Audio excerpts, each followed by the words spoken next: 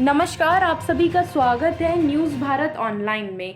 NASA के मुताबिक 5 जून को लगने वाला चंद्र ग्रहण कुछ अलग होगा, क्योंकि उस चंद्रमा को दिया गया है स्ट्रॉबेरी मून का दर्जा। चलिए आज जानते हैं कि यह मून को स्ट्रॉबेरी मून क्यों कहा गया है और इसके पीछे की क्या है साइंस। इस साल दूसरा चंद्र ग्रहण 5 जून को रात के 11:16 से लग रहा है। इसकी अवधि माना जा रहा है कि 3.5 घंटे के करीबन की होगी। इस ग्रहण को एशिया, ऑस्ट्रेलिया और अफ्रीका, साउथ अमेरिका, अटलांटिका में देखा जाएगा।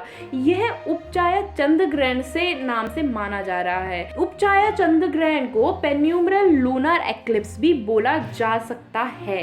21 जून को सूर्य ग्रहण भी लग रहा है। उसके बाद ही 5 जुलाई को फिर से उपचाया चंद्र ग्रहण लगेगा।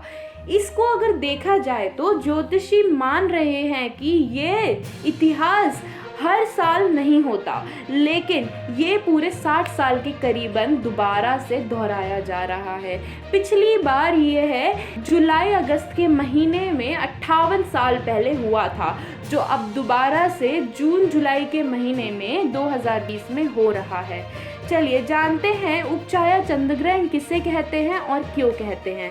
ज्योतिषियों के मुताबिक उपचाया चंद्र ग्रहण छाया की छाया वाला माना जाता है, जिसमें चंद्रमा के आकार पर कोई प्रभाव नहीं पड़ता। इसमें चंद्रमा की चांदनी में धुंधलापन आ जाता है, यानी चंद्रमा थोड़ा फीका जरूर होगा मगर उसमें फर्क कर पाना मुश्किल होगा। रंग थोड़ा मटमोला हो सकता है। साइंस के मुताबिक ऐसा ग्रहण तब लगता है जब सूरज, धरती और चांद एक सीध में नहीं आ पाते। सूरज की रोशनी कुछ हिस्सा करके चांद की सहायता तक पहुंचने से धरती रोक लेती है।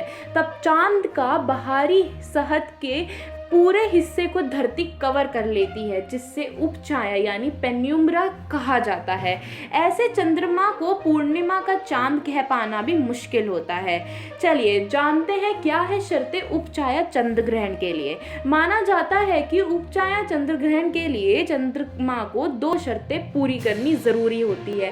पहला, चंद्रमा पूर्णमासी की तरह बड़ा होना चाहिए, यानी कि शुक्ल पक्ष को वहाँ पे होना चाहिए।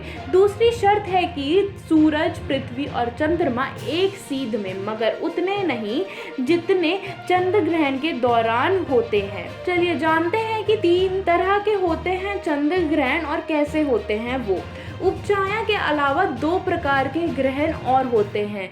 पूर्ण चंद्र ग्रहण, जिसमें धरती पूरी तरह से चांद को ढक लेती है। दूसरा होता है आंशिक चंद्र ग्रहण, जिसमें चांद की सहायता का कुछ हिस्सा दिख रहा होता है। चांद की अपनी कोई रोशनी नहीं है, वह सूरज की रोशनी को ही रात में प्रभावित करता है। इसलिए जब सूरज और चांद के बीच में धरती आती है तो उसकी रोशनी चांद तक नहीं पहुंच पाती और हमें उतना ही चांद नजर आता है जितना कि धरती हमें देखने के लिए अलाउ करती है। चलिए आज के लिए बस इतना ही। आप लोग भी देखिए 11:16 को स्ट्रॉबेरी मून, और हम भी आपको देंगे लाइव अपडेट। चलिए आज के लिए बस इतना ही, और हमारे साथ बने रहिए नई खबरों के लिए। और जाने से पहले लाइक, शेयर, कमेंट करना ना भूलें।